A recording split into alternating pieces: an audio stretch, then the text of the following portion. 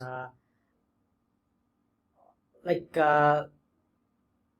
difference between double equal and triple equal. Double equal basically equates the value, but triple equals equates the check the value is equal or not. Also, it checks the data type as well. Okay. Can you tell me difference between debouncing and throttling? I haven't used them as such, but these are some performance optimization techniques that are used in JavaScript. But as such, I haven't used them. Okay. Yeah. Okay. Can you tell me concept of prototype inheritance? Prototypes helps in getting all the relative functions that we are expecting, like understanding that array is a class, so array will be having numerous of functions, so we can create another data type and we can inherit its functions. So this is what inheritance helps in. And prototype is nothing but it helps us in giving the idea that what is proto of the given thing into JavaScript. Whenever we create anything into the JavaScript, proto gets attached to it. Basically, like array will be having proto object, and that will be having multiple functionalities like for each push pop. So these are functionalities are added using proto. And also we can add some properties as per our needs as well, but it is not recommended to do so. Okay. Yeah. So can you tell me advantage of arrow function? Sorry? Can you tell me the advantage of arrow function? Sure. In React, there is too much advantage of arrow functions. We do not need to bind them as such. Like I have been what in class components. If you define the arrow functions, we do not need to bind them into the constructor. In the regular function declaration, we have to bind them. And syntactically they are very much easy to write. We do not straight away have to write the return statement if the definition of function business logic is only of one line and we want to return something, we can straight away write everything. So this is what arrow function helps in. Okay. Yeah. So if I'll ask you, can you give me definition of class in JavaScript? How will you explain me? What is class in JavaScript? Sure, sir. Yeah, sure. So I can derive its explanation with help of data types. Consider the case that. Why class came to picture? Are there functional component or there functional things are there in JavaScript, right? Yeah. So majorly we want to use all the OOPS concepts in class. All the OOPS Which OOPS component? Can you tell me one? Inheritance? like inheritance and encapsulation. You can use inheritance without class also, right? As such, I have seen it in class only, so like I'll comment on only the same. Okay. Otherwise, I haven't seen it. So in JavaScript as such till now. So I'll comment only on that. Like class helps us in having the it is somehow type of a object like a non-primitive data type, which basically helps us in have the right functions and encapsulate the right things into a single class so that we are having a proper functionality for a component. So that is where class came in order to summarize a objective of a single entity. Like if I want to create a dashboard page, so I can simply mention the respective functions that are related to dashboard only, and I can also use that functions in another component as well. I just have to instantiate into another classes, and I can use them. So this is how class helps it. And class basic definition is that it is nothing but a blueprint of the any object. Like if I'm creating a class car, so it will be having many things like a color, design, model. So these can be its different functions as well, variables as well. And the car basically helps us in defining a blueprint of an object. So this is how class comes in, and this is what definition I understand by using classes. Okay. Can you build a promise from scratch? Can I build a promise? Sorry, I didn't get Do you. you know promise in JavaScript? Yeah, promise, yeah. Can you build a Promise promise? is Can you build from scratch? uh, from the scratch. I haven't done it yet, so I would say no. Okay. Yeah. Should do. Can you give me an example of coding in JavaScript? Example of? Coding. Do you know coding? Yeah, it CURL. is nothing but calling the function again and again in the return statement. Is that it? Okay. It's not. Actually, I don't know what it means. Okay. Okay. Uh,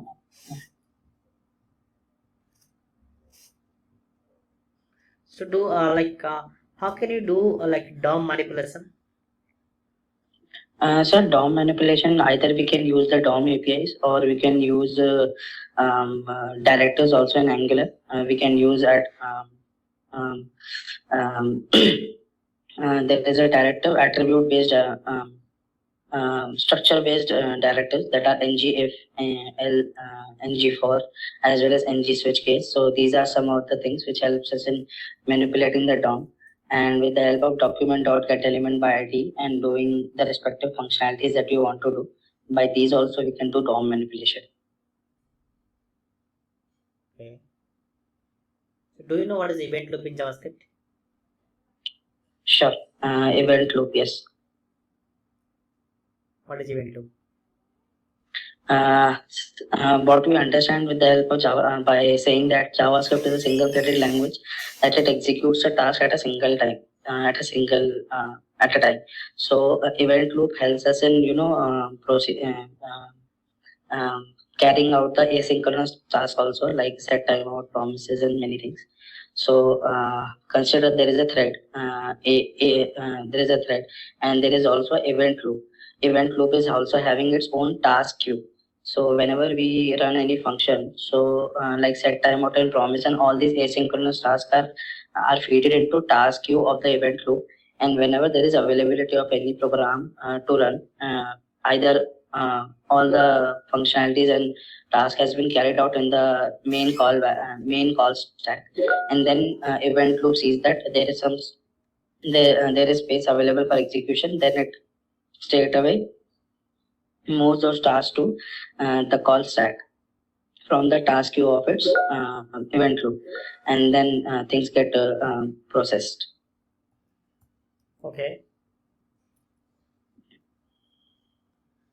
So if I want to do some multi-threading operation in JavaScript, can I do it? Like, can you please give me an example, like any task as such? Okay, I want to do multiple download at a time. Is it possible to do? Multiple download as such, no, because even the browser also allows first download, then second download, then third download. It asks about the multiple downloads. After that only we can perform that. So, but until unless first download is done, second download will not happen. Okay. Do you know web worker? Sorry. Web worker. Yeah, web worker is somehow a thing that is separate from JavaScript thread. It is not dependent on the JavaScript thread. It works in parallel. It basically helps us in it is kind of a available functionality which we can use in parallel with the JavaScript, like a web worker. So we can perform the task in parallel. So that's why web workers has been introduced. I have read about them, but not used. So can I can you parallelize, which I asked just sometime before the question, parallelizing download using web worker?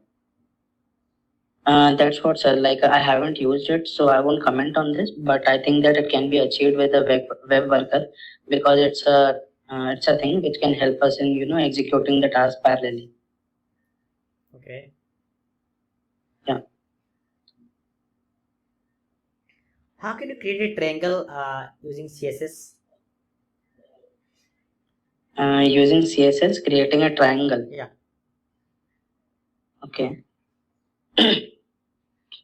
using CSS, a triangle. Like, sir, can you please give me a scenario on this? Just a triangle. I asked you to create a triangle like using CSS properties. Okay. I can do one thing, like it won't be as a triangle, but what I'll do, I'll just create a div and I'll give it a styling a linear gradient, and I'll give its background somehow partially white and partially black. So it will be showing as a triangle, but it will not be as such triangle. I am addressing in the context of background. So on the I'll give the linear gradient as 45 degree, and I'll give it styling as white and black. So div half will be white from the diagonal, and on the other side of the diagonal it will be black. So it will be reflecting as a triangle. Okay. Yes. So it will not be perfect triangle. So you're writing. Yes. Okay. I think you can do it. There is many ways you can do some like using border. You can give and can do it. So is there a proper like proper triangle I can do? Proper triangle. If you want to create, like, give me a minute. I'll think on it. Take your time. Yeah.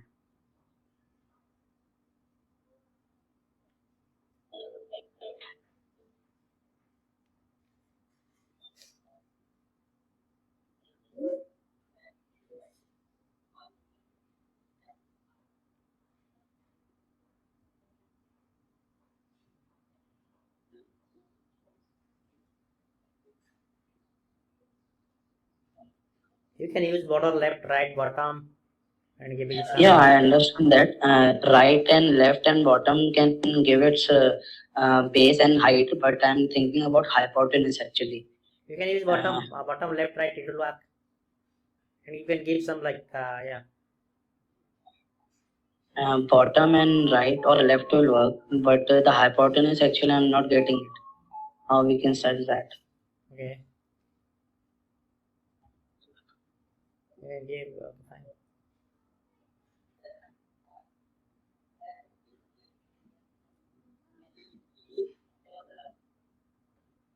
Okay, let's have some React questions. Okay. Okay. Yeah. So, how does browser understand JSX? Basically, Babel helps it in understanding how we write the code in JSX, and that is inclusive of JavaScript and XML. And we write just basic HTML code like div, p tag, and span, everything, which is surrounded by either a block element or the React fragments. Then that code gets converted, whole code gets converted into JavaScript, and it simply gets compiled into the browser language by the help of Babel compiler. And this is how browser understands the whole code that has been written into a component of ReactJs. Okay. Do you know what is pure component? Hello. Do you know what is pure component? Sure, sir. Pure component, the idea behind the pure component is that doesn't make any changes into its incoming data. What will be the incoming? That purely it will show that data. It won't add, manipulate anything into that data. This is why pure components are created. Like, this is the ideology of creating pure component. Okay, then what is higher order component? Higher order component takes into some components and it returns back the another component with some the logic that we want to add. So it basically helps us in achieving the reusability of the components. Okay. What is the advantage of pure component? Pure component, like we can use cards. Advantages are like that we do not manipulate them into them anything, so they do not re-render. They do not get re-render as a redundant thing into our program. Like re-rendering the component can be expensive sometimes. Like so that's why pure component helps us in achieving that fact that until unless my data hasn't been changed, my component will not re-render. So this is the advantage, one of the advantage of pure component. Okay. So have you like what are the hooks you have used in React? Sir, I have been using majorly class components, so I'm very much limited with the hooks. So actually, the React version that we have been using are of 16 and 17 versions. So we have majorly class components. So there are a couple of hooks that we have used, which includes use effect, use state, use reducer, and use selector. Um, yeah, these four are major of the that we have used. So you use memo? Haven't used it majorly, but I know what it does. What it does? Can you tell me? Use memo, and use callbacks. These are the two one of the best things React has been introduced, and which helps us in attaining the best optimistic approaches to write React code. Use callback basically do not use memo basically do not re-render the component until the some specific parameter has been changed. So use memo takes in one as a component, first input, and the second is that the variable. So it basically helps us in attaining the fact that if there is any heavy calculation happening in the program. So what it does, like if we assign the parameter on the basis of which heavy calculation is supposed to happen. So we will give it as a second parameter to the use memo, and if there is any change into that variable, use memo will allow to run that heavy calculation. If there is no change into that parameter, use memo won't allow that heavy calculation to happen. And the second one is use callback. So this basically doesn't allow to redeclare the function until unless some variable, some dependency variable has been changed. So yeah, these two things are very much important in the case of optimization. Okay. So there is an index, there is a key in React, right? Yeah. Should Yes. if you not provide the key, show what proper key. So generally one error throws. Okay. Yes. In the console. Yes. Yeah. So is it what is the advantage of providing a proper unique key, or how you can provide if there is nothing you are getting it from server, but there is no proper ID or something you are not getting. So how you can provide proper unique key? Like key as such, it isn't majorly that error occurs when we re-render the same components. So like a list component we are rendering, right? So So in that case, how can you avoid this? How can you give a uniqueness sure. to the? How can you give a uniqueness? So you had doing a for loop and trying to render multiple components. At that time, key will come to picture. So how can you give a Mm. uniqueness? Uniqueness, we can give the index of that particular map that we are using into return statement of the function or the class component. So if we define that key to the component, that will basically help the React virtual DOM to identify, okay, buddy, this was the particular component that I'm supposed to re-render, and so that Have it you prevents used the expensive renders. have you used use ID hook? Use ID. No, no. Okay. Okay. Fine.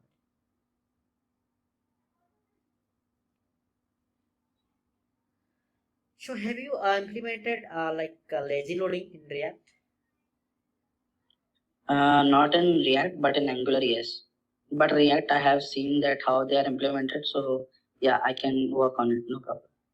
Okay. It is also one of the optimization techniques. So like on-demand loading. Okay. Yeah. What is error boundary in React? Error boundary as such, I haven't worked on React, so no idea, sir. Okay. So have you used context API?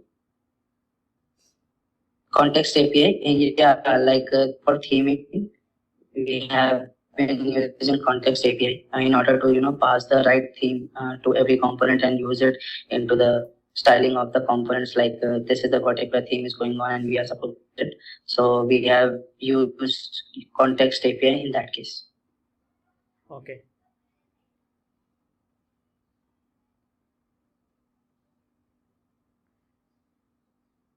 Can you tell me like this some of the security concerns you faced while developing? While developing in the security case, some of the DevOps team and testing teams has addressed that there are some security hacks that they can happen into the network calls. They have, as such in React, I haven't Can found, you but tell me for the security reasons, what are this? Yeah, like have you heard about CSRF, XSRF? yeah, CSRF inclusions that we have done in some of the APIs so that none of the APIs can be used inappropriately. But in the microservices, there were some API that were calling the APIs of the other microservice. So we have to remove that CSRF limit so that interaction of the API can happen. So yeah, CSRF has been used in the Spring Boot applications. Okay, how can you avoid this CSRF error? Your voice is like breaking. How can you avoid this security concern CSRF? I haven't worked on it, sir. Sorry. Okay, fine, no worry.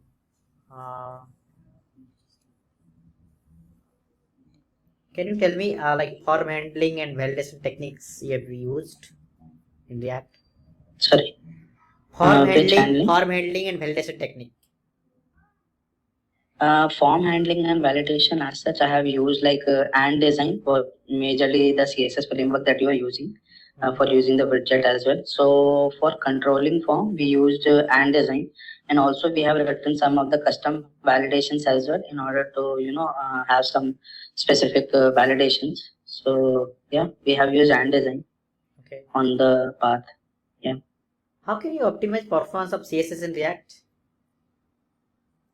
In CSS, majorly what we do, like in the very first of the application, we make an understanding that okay, but these are some of the stylings that can be used, like in order to make the things all the like an example.